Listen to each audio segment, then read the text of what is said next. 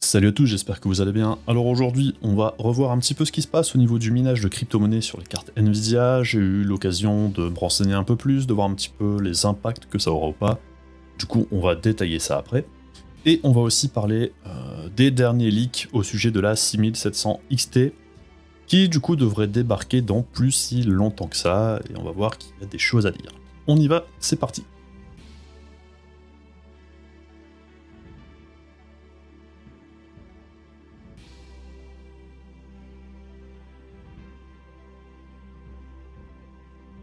Alors je vais commencer tout de suite avec une petite mise au point au sujet des crypto-monnaies. Le sujet, dans les commentaires et tout ça, c'est pas de savoir si c'est bien ou pas. Ça, je dirais, je m'en fous. Et j'ai pas spécialement envie de voir tout le monde se battre dans les commentaires sur ce sujet-là. C'est un sujet complexe. Il y a beaucoup de choses à prendre en compte. Beaucoup de monde n'est pas spécialement renseigné sur les tenants et les aboutissants des crypto-monnaies en général. C'est pas le débat de la chaîne, hein. C'est pas ici. Ici, moi, ce qui m'intéresse principalement, c'est ce qui se passe au niveau des crypto-monnaies avec les GPU et ce que fait Nvidia ou pas, ou ce que fait AMD ou pas, pour essayer d'améliorer la situation au niveau de la disponibilité des GPU. Après, je précise aussi, j'ai pas besoin de cours au sujet des crypto-monnaies, ou comment ça se mine, je le dis tout de suite, je vais vous montrer. Voilà. Alors ça, c'était un de mes premiers rigs. Si vous voyez la date, ça date de 2014. En 2014, je pense que vous étiez beaucoup à même pas savoir ce que c'était que les crypto-monnaies. Donc je sais ce que c'est, je sais comment ça fonctionne, je sais comment ça se mine. Merci. J'ai été aussi là pendant le gros boom de 2017. Y a pas de souci. Je suis là à peu près depuis le crash de Mt. Gox. Donc ça commence à dater. Puis aussi, apparemment, il y en a qui ont des problèmes d'audition. Quand au début de ma dernière vidéo, je dis le problème d'approvisionnement et des stocks de GPU actuellement est en grande partie, ça veut dire pas tout, c'est pas tout de la faute des mineurs. Apparemment, c'est compliqué pour certains le français. Donc, faut arrêter de péter des plombs pour rien, c'est pas... On n'est pas là pour ça, Donc oui, sur ma chaîne, ça fait déjà des mois qu'on parle des soucis d'approvisionnement de GPU et du pourquoi, du comment. Toujours est-il que pour l'instant, effectivement, le gros problème, c'est le minage de crypto-monnaies, puisque le peu de stock qui se retrouve dans la nature est pris d'assaut par les mineurs de crypto-monnaies, les scalpers. Oui, je sais, il n'y a pas que les mineurs. Mais faudra aussi vivre un peu dans le monde des bisounours pour pas se rendre compte que oui, effectivement, les mineurs ont une sorte de passe-droit qui s'appelle l'argent. Quand vous détenez une énorme ferme de minage de crypto-monnaies, que vous vous présentez chez Zotac, chez XFX, enfin chez n'importe quelle marque, que vous proposez d'acheter le double du prix, toutes les cartes qui y sortent, ou une énorme partie des cartes qui vont sortir des usines, eh ben je peux vous dire que les partenaires en question, ils hésitent pas trop longtemps. Quand quelqu'un vient vous acheter quasiment tout votre stock d'un coup au double du prix, avec le chèque à la main, généralement vous acceptez. Donc il y en a qui pensent apparemment que ça se passe différemment et que les mineurs n'ont pas un accès plus simple à tout ce matos-là. Vous vous foutez le doigt dans l'œil, je suis désolé de vous le dire. Ça s'est passé comme ça en 2017, ça se passe comme ça actuellement, et même Nvidia fournit directement certaines usines de crypto-monnaies. C'est dans leurs résultats fiscaux, j'invente rien. Bref, une fois cette mise au point faite, et je vous le dis tout de suite, j'agresse personne, j'expose les faits tels qu'ils sont. Après, si ça vous fait pas plaisir, si vous n'êtes pas d'accord, montrez-moi des infos qui montrent le contraire. Tout à fait ouvert à voir ce que ça donne, mais bon courage pour en trouver. Sinon, au sujet du bridage du coup des 3060, plusieurs infos depuis ma dernière vidéo, depuis 2 jours, on a appris qu'effectivement, il y a un bridage multiple au niveau des drivers, au niveau du BIOS, du firmware. Bref, ça peut être un peu compliqué de passer outre. Mais le problème, c'est que ce sera pas difficile de passer outre pour les grosses firmes, les grosses fermes de minage, puisqu'ils ont tout à fait les moyens de soit demander d'avoir des cartes qui ne sont pas impactées par ce genre de choses, ou tout simplement d'embaucher des personnes qui sont capables de passer outre ce genre de bridage. L'impact au final ne se posera vraiment concrètement que pour les plus petits, et encore que, parce que je présume, quand on lance entre guillemets un défi à une communauté en disant que le système n'est pas hackable, faut s'attendre au pire. Hein, c'est pas très très malin. Un système software infalsifiable, ça n'existe pas. Et quand il y a du pognon à se faire, à mon avis, ça va chercher à le régler. Mais bref, ça c'était la première partie. Il y a aussi un détail très important au final, c'est que ce bridage ne concerne que l'algorithme de l'Ethereum. Ce qui veut dire que pour toutes les autres crypto-monnaies, eh bien, le bridage ne sert à rien. Et on peut miner tout à fait normalement pour tout ce qui touche pas au dagger Hashimoto. Du coup, on va prendre un exemple. Vous avez une 3060 Ti, une seule. Actuellement, en une journée, vous pouvez récolter environ 8 $ sans compter l'électricité. 8 $ avec une seule carte. Si vous dites qu'il n'y a pas beaucoup d'argent à se faire, ça vous regarde. Bon, l'Ethereum est le plus rentable, oui, tout à fait. Mais regardez, juste en dessous, hein, on a le Conflux en Octopus, un autre algorithme, qui lui ne sera pas impacté du tout par le bridage, et on est à 7,8 $ par jour. Alors c'est pas aussi rentable que l'Ethereum, mais c'est tout à fait rentable malgré tout. Donc on a, je dirais, encore le choix derrière, hein, même si l'Ethereum ne fonctionne plus sur ces cartes-là. On a le Conflux, on a le Ravencoin, on a la Eternity, le Veil, bref, pas les alternatives qui manquent. Donc bon, encore une fois, hein, cette protection, c'est un peu bidon, tout simplement. Sans compter que, ça ne vous a peut-être pas échappé, mais la 3060 est une carte avec 12 Go de RAM, et il y a des algorithmes qui ne fonctionnent qu'avec une très très grosse quantité de RAM, donc qui ne fonctionnent qu'avavec des cartes avec plus de 10 Go de RAM, il me semble. Et ben, donc du coup, ça va fonctionner avec cette carte-là. Donc si on prend l'exemple de la 1080 Ti, parce que je pense on devrait s'approcher de ça en puissance brute, même si c'est pas vraiment comparable, mais c'est pour l'exemple. Alors la 1080 Ti, on voit qu'en Ethereum, 5,61 $ par jour, et on a ici le Cocoa 31, qui est cet algorithme qui prend quasiment en charge que les cartes avec beaucoup de RAM. On voit qu'il est à 4,92, pas très loin derrière. Hein. Donc ça donne une alternative en plus, que non pas par exemple les 3060 Ti ou les 3070. Donc encore une fois, cette annonce de bridage pour les crypto-monnaies, c'est du pipeau tout simplement, hein. Ça n'aura pas un gros impact, voire quasiment aucun sur les stocks au final pour les joueurs. Je suis désolé de vous annoncer la nouvelle, si vous vouliez en acheter une, ça va partir en 2-2 aussi. Par contre, encore une fois, hein, faites attention à ce qu'on vous dit et à ce qu'on vous annonce, et essayez de vous renseigner par la suite pour voir ce que ça implique vraiment, parce que du coup je vois pas mal de gens qui s'enjaillent en disant oh, c'est super, Nvidia a fait quelque chose, machin truc. Ouais, hein, sauf que c'est un peu fait à l'arrache et que ça n'aura pas vraiment d'impact au final. Donc bon, Nvidia, les gentils sauveurs des gamers, on n'y est pas vraiment. Hein. Surtout qu'à côté de ça, ils essayent de nous refourguer les rebuts de 3080 ou d'autres cartes, alors qu'ils auraient très bien pu les vendre en faisant une vraie carte graphique moins puissante que la 3080 de base, certes, mais une carte graphique tout de même qui aurait pu être intéressante pour les joueurs. Et ça aurait pas été la première fois que quelque chose de la sorte apparaît.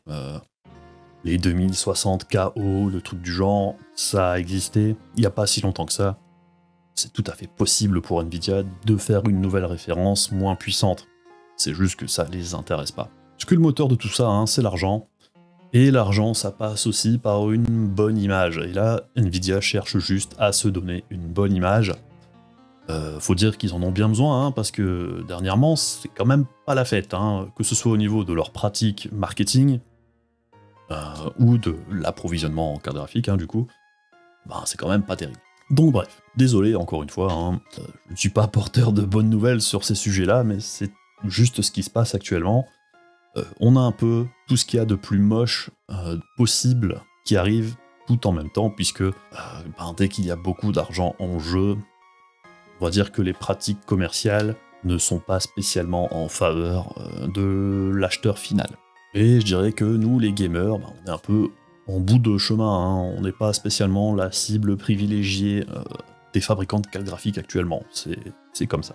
Alors continuons ensuite avec une news, les fameuses fuites concernant les 6700 XT. Alors des infos qui viennent de chez Cortex, qui font suite à une autre news qu'on avait eue au mois de janvier, où apparemment AMD serait en train d'envoyer des die différents, enfin des puces différentes pour une même carte. Donc pour la 6700 XT, apparemment les partenaires auraient déjà reçu un exemplaire, comme il est détaillé ici, d'un ASIC A, donc d'une puce A et d'une puce B, avec une conso plus ou moins importante et avec des performances différentes. Donc ce qui voudrait dire Qu'au moment de la sortie de la 6700 XT, apparemment en mars, dans la semaine du 10 mars, on ne sait pas exactement quand, mais c'est pressenti pour cette date-là, on pourrait se retrouver avec des 6700 XT qui ont le même nom, mais pas les mêmes performances. Donc apparemment, le modèle de référence serait avec la SiC B, et les cartes labellées overclockées seraient avec cette ASIC A qui consomme plus et qui a de meilleures performances.